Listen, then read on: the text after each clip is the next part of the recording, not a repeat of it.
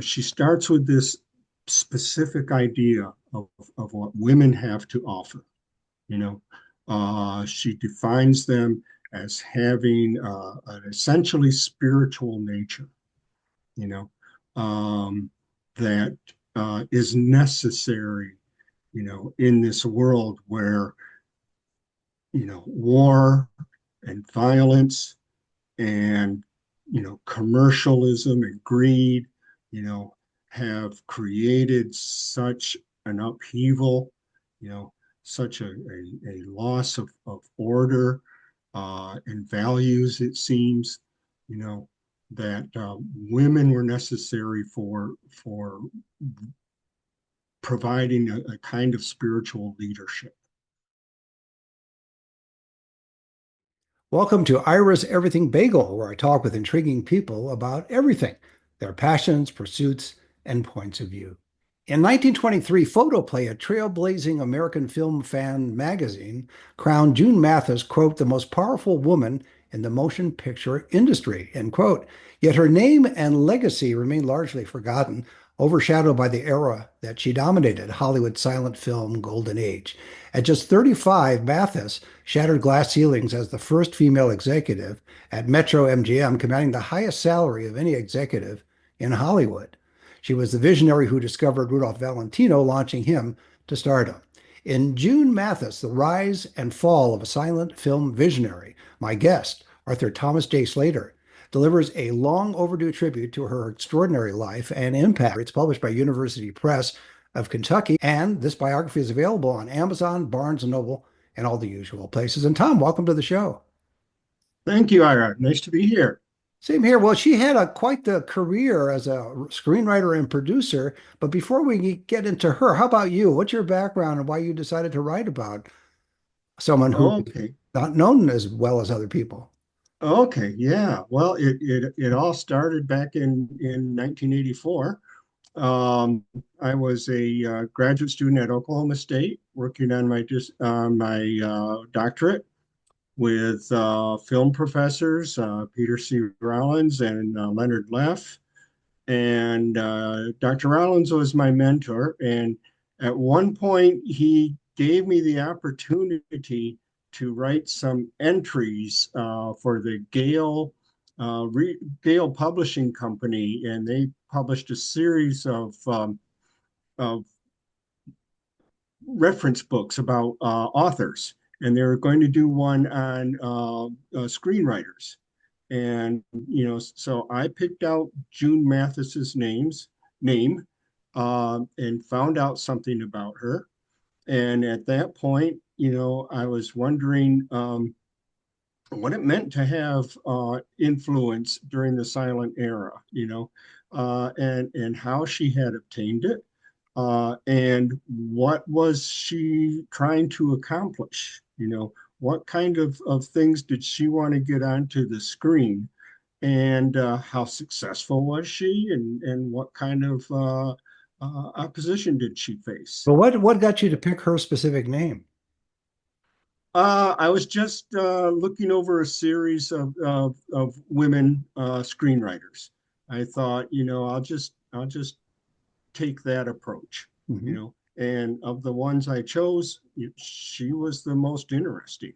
And the more I looked into her, as I continued researching over the years, um, the more fascinating she became, and then a number of materials, turned up, and I just was able to keep digging Oh, wait, and that's kind of general. Let's go back to that a second. You say a number of okay. materials showed up or turned up. It doesn't just turn up. So you're obviously looking for stuff.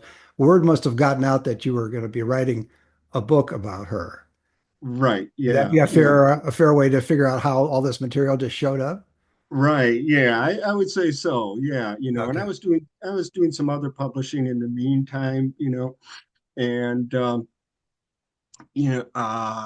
don't know how I found out about the archives at USC, but I got some grant money from my school, Indiana U of Pennsylvania, went out there and found that they had a number of her scripts and uh, folders of papers and telegrams, for example, on um, Ben-Hur and her work on the Ben-Hur production, and things on other productions of hers like that. They had the Colleen Moore scrapbooks, which somebody kept for Colleen Moore, I guess, and anything that her name was in, they clipped it out and put it in there. So there was a lot of Mathis in there. Um, They and surprised when you were you surprised when they approached you that you were interested in that subject, and were they very helpful there usually research librarians are very helpful. Oh, absolutely. Ned Comstock, I think so many, film researchers over the years at the USC Film and Television Study Center in the library there. Ned was essential for a lot of writers and scholars to know. He just did great work and said, "What do you need?" And I'll find it, and found things that you didn't even know existed. You know, he was great. Yeah. Now that's it's good when you got a good reference librarian or library as well that can help Oh you yeah. out in your research. How long were you out there? I made like about 3 trips out there, I think around 94 and then a couple of times after that. How does that And work it's, when you get out there, though? How does that work in terms of clearly they can provide materials to you, but they also don't want you removing them from the library? Are you able all to make right, copies of diary entries and other papers? right, right. Well, at first, when the first time when I went out there and I didn't have a laptop, I had to take notes in pencil, and Hey.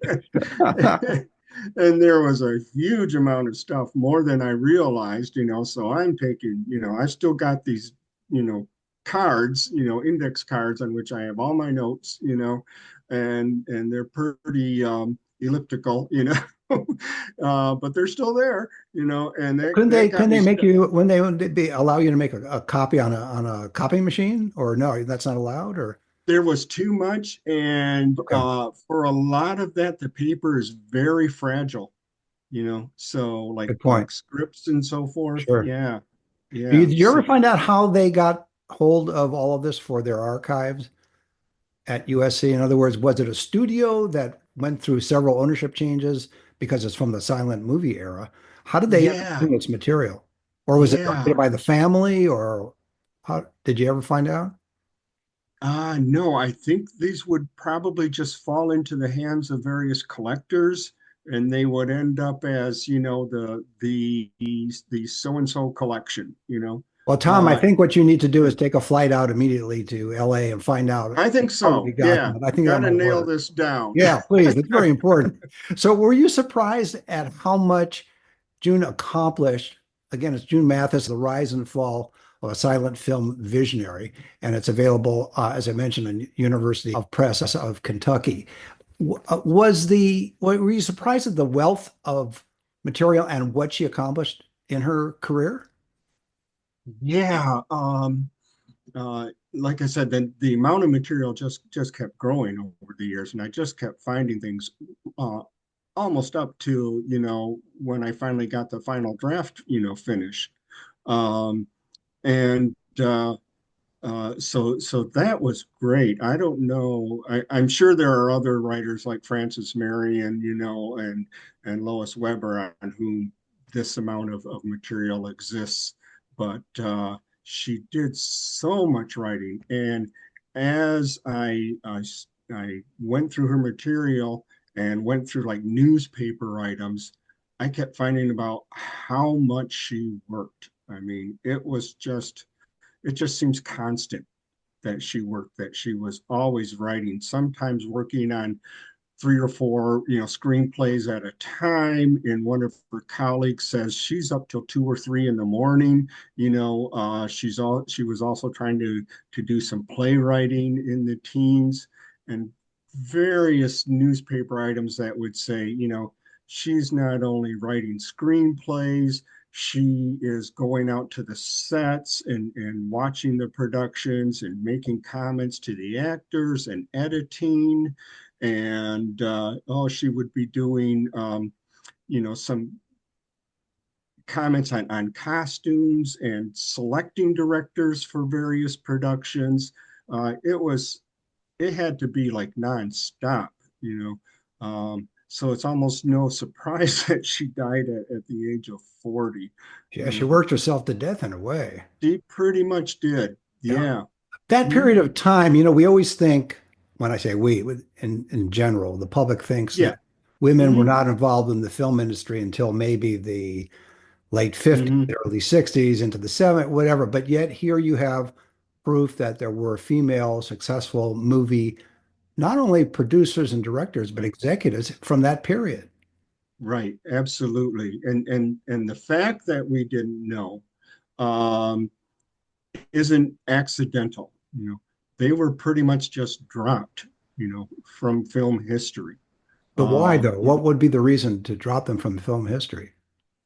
I think it was because the field was male dominated, and that their work, for some reason, would have been considered not quite as important or not quite as sophisticated, you know. And then again, there were several women directors in the teens. By the 20s, they weren't having as much opportunity. So when you have something like the auteur theory, people look at like Four Horsemen of the Apocalypse and say, well, that's a Rex Ingram film. They look at Blood and Sand and say that's a Fred Niblo film. You probably not noticing that both were written by June Mathis, and no one's looking at the scripts. To define, okay, what were her proclivities, what were her techniques, that she would use, some of her themes, and so that gets that gets all pushed to the side, and even in like 1932, someone who was friendly to her as um, uh, St. John's. What's her first name? uh, um, anyway, she wrote several books about Hollywood gossip and so forth. And she said in 1932, well, there's only been three, women who have directed, and that's, clearly Roger St. John. Clearly, she knew, better than that, and yet she didn't state that, you know.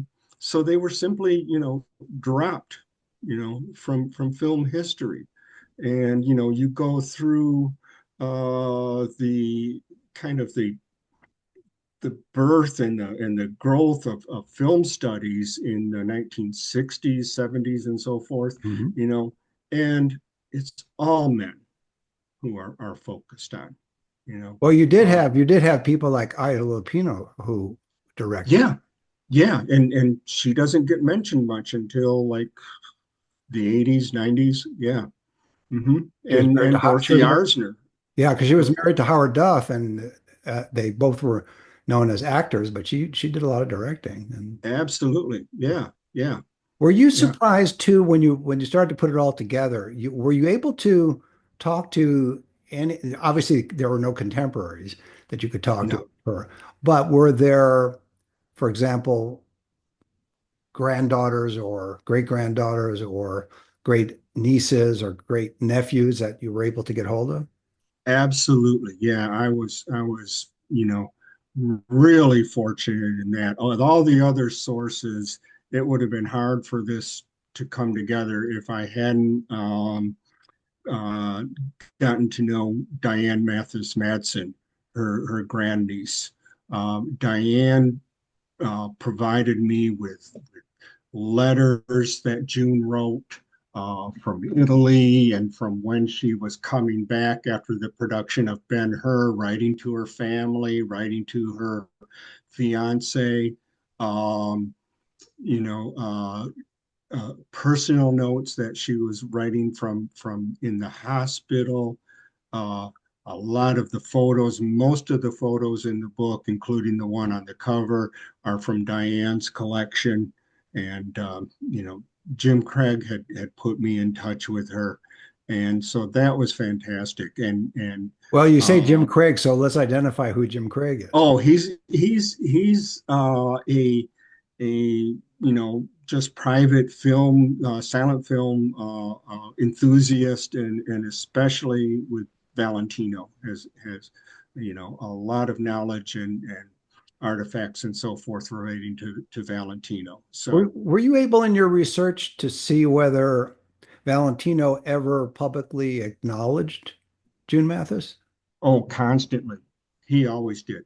Yeah, yeah. He always said, um, you know, I owe everything to her, you know.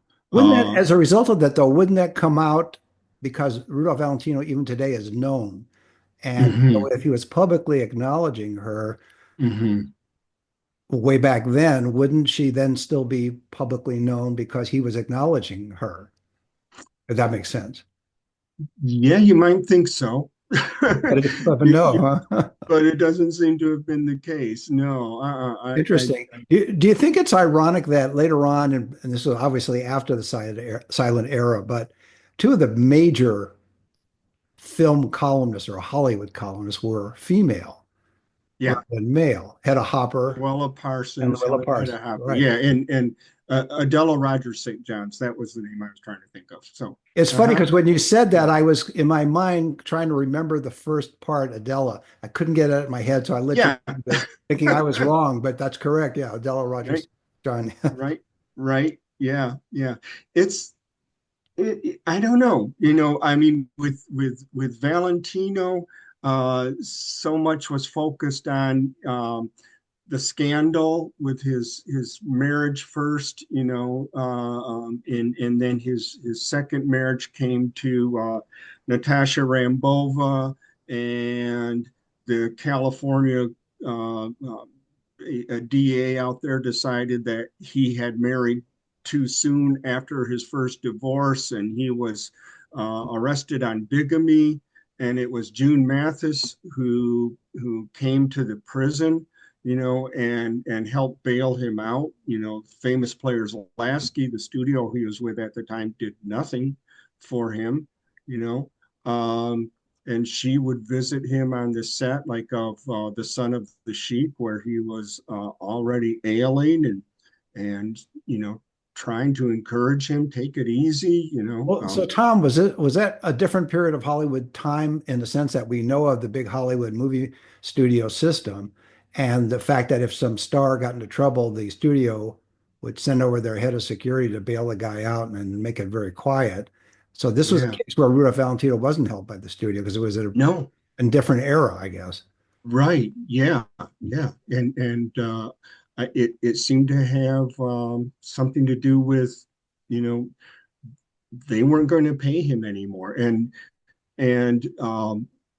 a number of the studio heads, even Richard Rowland, who was at Metro, for whom he'd made, Four Horsemen, uh, they were saying, well, the guy's just a flash in the pan, he's not going to last very long, so don't worry about it. And no one was wanting to pay him more.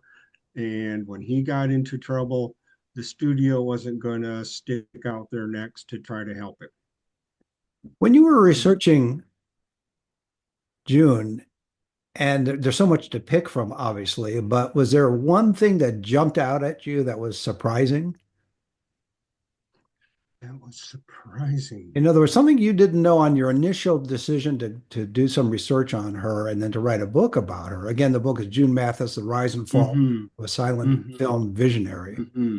Mm-hmm. Was there one or maybe two things that you came across or through talking with someone verbally? Well, that's how you talk with people. But in other words, when you're talking with someone, that all of a sudden you discover something that oh, there's an epiphany or eureka. I have found something Mhm. that nobody else knows or I didn't know. Well, what what I found was, through studying her scripts and through studying, the extant films that were made from her scripts, you know, that she had her own perspective. Okay, that she had a set of ideas that she wanted to present through the films, you know, and she does this over and over, at least starting in 1917 with um, um, the uh, the Legion of Death, the World War I film, and with her films with Nazimova shortly after that, like um, Eye for Eye and The Red Lantern. You know, she starts with this specific idea of what women have to offer. You know, she defines them as having an essentially spiritual nature. You know, that is necessary.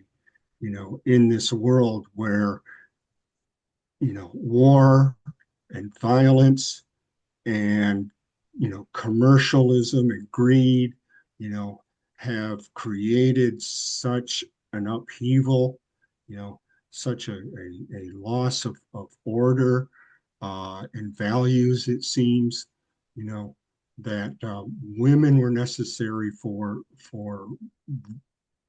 providing a kind of spiritual leadership, you know Perhaps a balance to what's A out there balance, as well. absolutely. Yeah. Uh-huh. And Was there's this theme all the way through her work that hadn't been noticed, you know. And I think that's important when when you look at the 20s, and it's celebrated so much as an era of masculinity, the jazz age and all that, this very important theme tends to get lost, you know.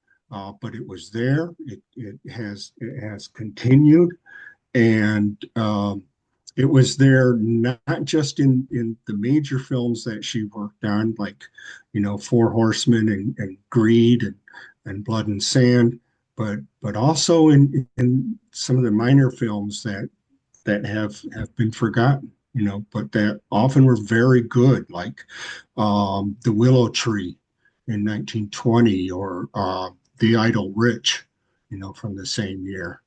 Um, so those kinds of things, yeah, they were great. And then after 1920, she starts getting um, a lot more feedback as the production system changes and the financial interests from New York and start taking over, and it becomes much more of uh, an organized business interest, rather than the people right at the studio making the decisions, you know.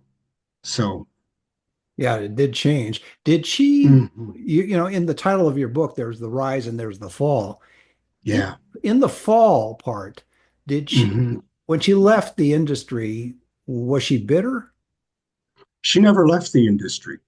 She died. Well, that's Uh, true, but what I yeah. say left the, let me rephrase that, Your Honor. Uh, Hmm. when she Hmm. became freelance, Hmm. Hmm. Yeah. before she was working as both an executive, she was a writer, she did all these things, and then she ended up becoming a freelancer because of the changing nature of the industry. Yeah. She bitter at that point.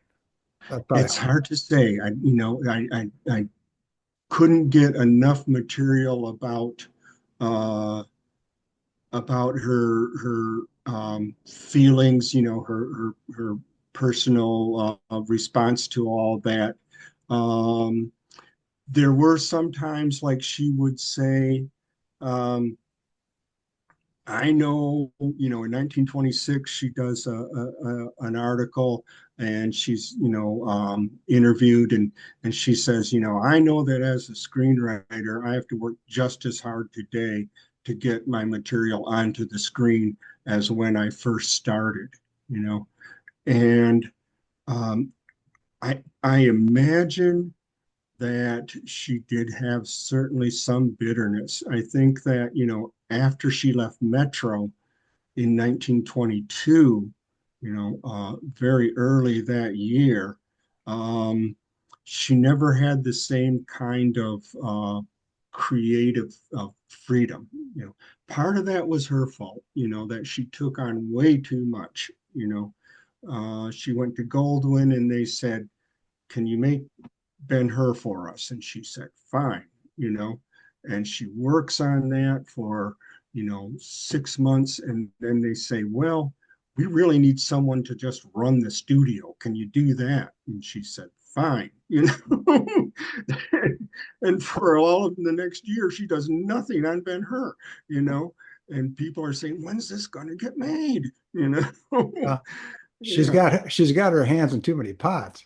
too many, too much. Yeah, It's yeah. amazing. And We only have a minute or so left, but I wanted to get from you mhm. what you want people, readers, to take from the book, the most important element that you want, or maybe there's more than one. But what do you want Oh, readers to take more than, from your book? well, I want them to enjoy it, and I want them to see that, she had a lot to contribute.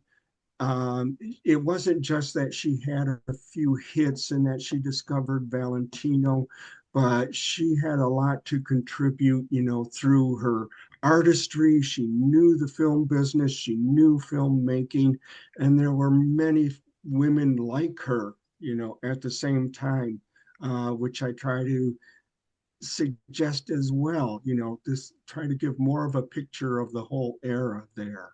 And I hope people will perhaps realize that and say, oh, there's more to look at there than I realized. Last question. Do you think that your book will bring her more recognition in the sense of some, not necessarily the Motion Picture Academy, but some more recognition of her contributions to the film industry? Um, I think that depends on if, writers like, for for newspapers, magazines, podcasts, pick up on this, film scholars pick up on this, students now, you know,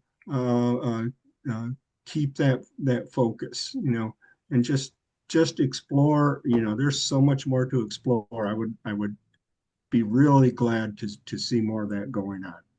Well, that's a great way to leave it. My guest has been Thomas J. Slater. He's author of June Mathis, The Rise and Fall of a Silent Film Visionary. It's published by University Press of Kentucky. It's available on Amazon, Barnes& and Noble, and all the usual places. And Tom, thanks for being on the show.